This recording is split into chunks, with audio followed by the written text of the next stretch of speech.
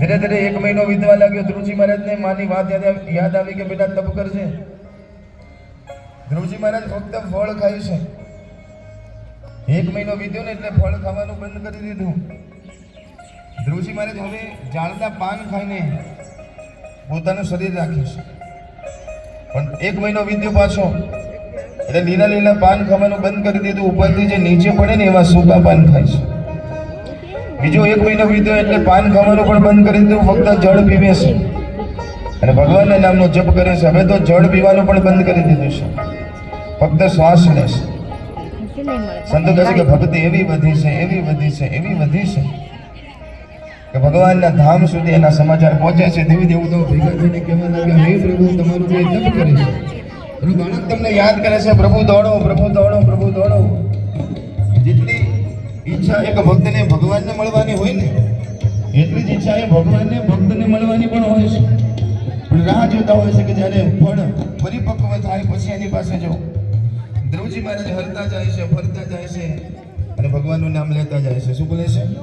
ઓમ નમો ભગવતે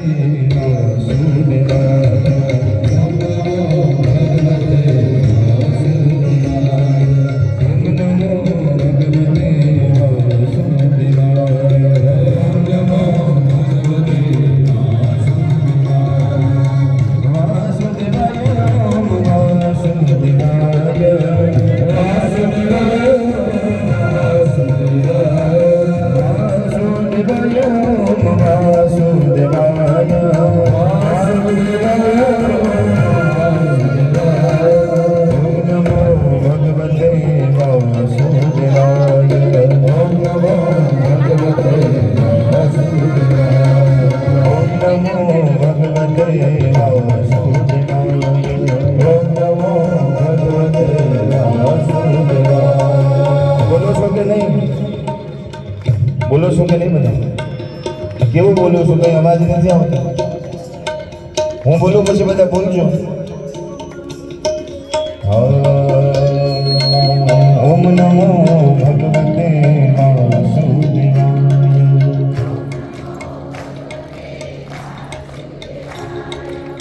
ભારતીબેન અમારા ડભોડાથી પધાર્યા છે મંડળ લઈને, એના માટે પણ જોરદાર તાળી પાડવા માટે વિનંતી છે। જેમાં અમારા બાલવાથી મંડળ આવ્યું છે મારા જસુબાનું, એવું હમણાં જ અમે ડભોડા કથા કરીને આવ્યા છીએ। અમારા ભારતીબેન પટેલ પરિવાર સમગ્ર આવ્યા છે। બધાએ બોલવાનું છે જરા જોરથી। ઓમ નમો ભગવતે વાસુદેવાય।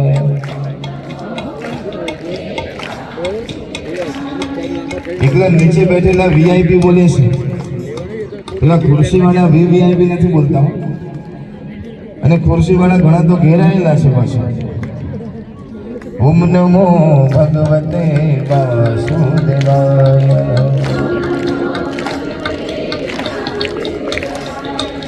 ઓમ નમો ભગવતે વાસુદેવાય।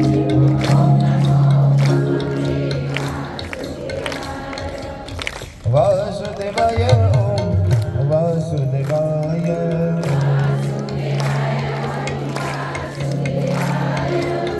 વાસુદેવાય ઓમ વાસુદેવાય।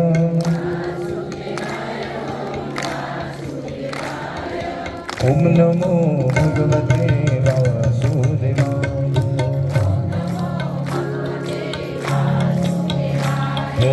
ઓમ નમો ભગવતે વાસુદેવાય।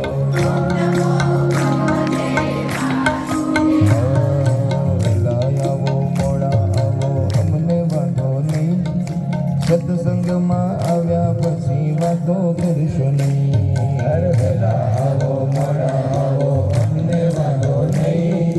સત્સંગમાં આવ્યા પછી વાતો કરશો નહીં। વેલા આવો મોડા આવો અમને વાંધો નહીં।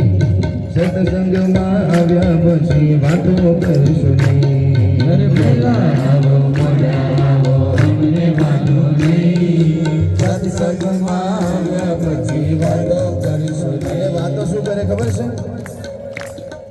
દીકરી પરણાવી ભલે પરણાવી, દીકરી પરણાવી ભલે પરણાવી, દીકરી પરણાવી ભલે પરણાવી, દીકરી પરણાવી ભલે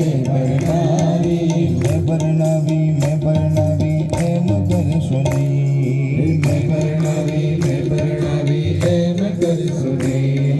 વહેલા આવો મોડા આવો અમને વાંધો નહીં, વહેલા આવો અમને વાંધો નહીં.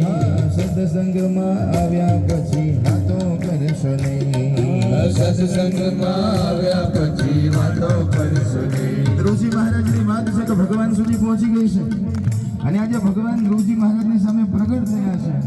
એકલા નથી આવ્યા ધ્રુવજી મહારાજ, સાથે માં લક્ષ્મીજીને લઈને આવ્યા છે. લક્ષ્મીનારાયણ પ્રગટ થયા છે. બોલો લક્ષ્મીનારાયણ ભગવાન. ધ્રુવજી મહારાજની સામે ભગવાન પ્રગટ થયા છે, આશીર્વાદ આપ્યા છે. હે બેટા, ધ્રુવજીને કહે છે કે માગ માગ ધ્રુવ, તારે શું જોઈએ છે? ત્યારે ધ્રુવજી કહે છે કે મારી તમારા દર્શન કર્યા પછી હવે માગવાની કોઈ ઈચ્છા નથી. પહેલા ઘણી બધી ઈચ્છા હતી ભગવાન, પણ તમને જોયા પછી હવે કોઈ ઈચ્છા નથી. તમે કૃપા કરો, બસ આવી નવી ભક્તિ આપો, તમારા દર્શન આપો. તો ધ્રુવજીને શું આપે છે?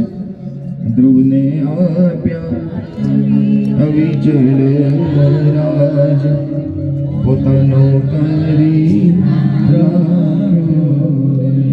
હરિને ભજતા હજુરે કોઈ રાગ રતારાથી ધારી, હરિને ભજતા હજુરે કોઈ રાજ નથી મારી. ધ્રુવજી મહારાજને અવિચળ રાજ આપે છે. આજે પણ ધ્રુવજી મહારાજ લોકની અંદર સુંદર મજાનો આનંદ કરે છે.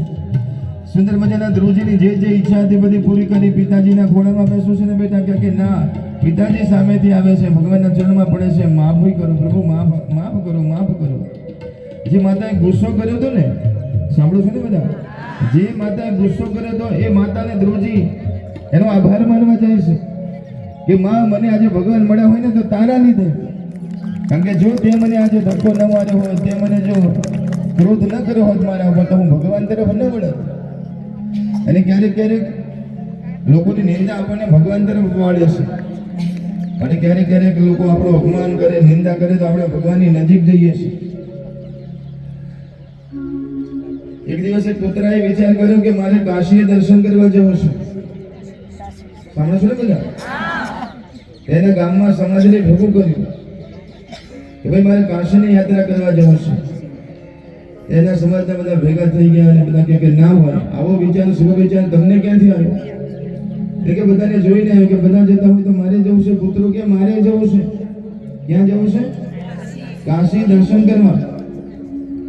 આખા ગામમાં ખબર પડી છે, બધી મીટિંગ ભરી છે, આખી મીટિંગ થઈ એમ કે આપણા ગામમાંથી એક સુરવીર નીકળ્યો છે કે જે ભક્તિના પંથે જઈ રહ્યો છે, તેનું સન્માન થવું જોઈએ.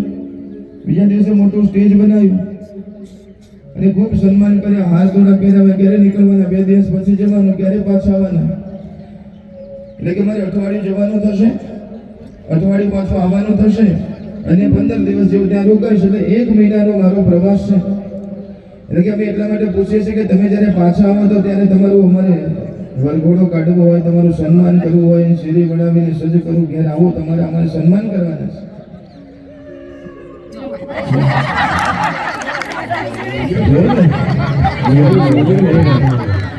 સન્માન કરવાના તમારા ના હોય કે હા આજે તૈયાર થયા છે, મિત્રો તૈયાર થયો છે. આખું ગામ એમ કહેવાય કે વળાવવા માટે નીકળ્યું છે. આમ ગળગળા થઈ ગયા, રોતા રોતા કૂતરા રોવે છે બચારા. આપણા ગામમાંથી કેવી ભક્તિની યાત્રા કરવા માટે જાય છે. પણ કહેવાય કે 1 મહિનાનો પ્રવાસ હતો, ગયા ભાઈ ઉપડ્યા.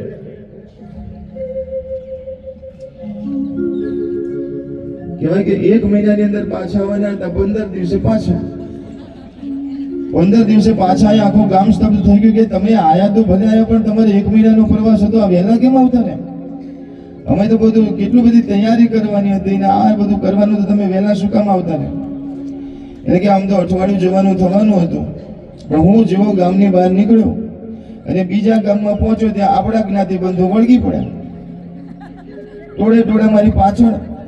એ મારે દોડવું પડ્યું. સાંભળો છો ને? એક ગામમાંથી કાઢ્યો મને તો બીજા ગામમાં જવું, તો બીજા ગામમાં બીજા જ્ઞાતિ બંધુ. એમ કરી કરીને મને એમ કહેવાય કે જે 7 દિવસમાં પહોંચવાનું તો 3 દિવસમાં પહોંચાડી દીધો. જે પ્રવાસ 1 મહિનામાં થવાનો હતો પણ આ બધા નિંદા કરી કરીને ફસીને મને 15 દિવસમાં ભગવાનને મળીને પાછો આવતો રહ્યો. એમ ક્યારેક નિંદા કરીએ ને તો આપણે જલ્દી ભગવાન પાસે પહોંચી જઈએ. માટે કોઈની ટેન્શનમાં ના રહેવું કે મારે નિંદા કરે છે, એનાથી ભક્તિ વધે. એટલા માટે કબીરદાસજી કહે છે કે નિંદક નયને રાખીએ. આપણી પાડોશમાં આપણા નિંદાવાળો રહે ને તો બહુ સારું. નિંદા ક્યારેક આપણને ભગવાનની નજીક લઈ જાય છે. ધ્રુવજી મહારાજ કહે છે કે માં તારી કૃપાથી ભગવાન મળ્યા. ધ્રુવજી મહારાજ બેસી ગયા વિમાનમાં અને વિમાન ઉડ્યું છે. ક્યાં લઈ જાવ છો? મને ભગવાનના લોકમાં લઈ જઈએ છે બેટા. ત્યારે ધ્રુવજીએ કીધું કે ઉભારો મારી માં ક્યાં છે? મને એકલાને ન લઈ જાઓ, મારી માને લેવાની છે. ત્યારે ભગવાનના દૂતોએ કીધું કે બેટા જો આગળ જો બીજું વિમાન જાય છે. મારા ભગવાનનો એવો નિયમ છે કે જે ભક્તિ કરે એને પછી લઈ જાય છે, પણ એના મા બાપને પહેલે પોતાના ધામમાં લઈ જાય છે. મારા પ્રભુનો નિયમ છે કે ભક્તિ કરે એના કરતાં એના મા બાપનું, એના કુળનું ધ્યાન ભગવાન વધારે રાખે છે.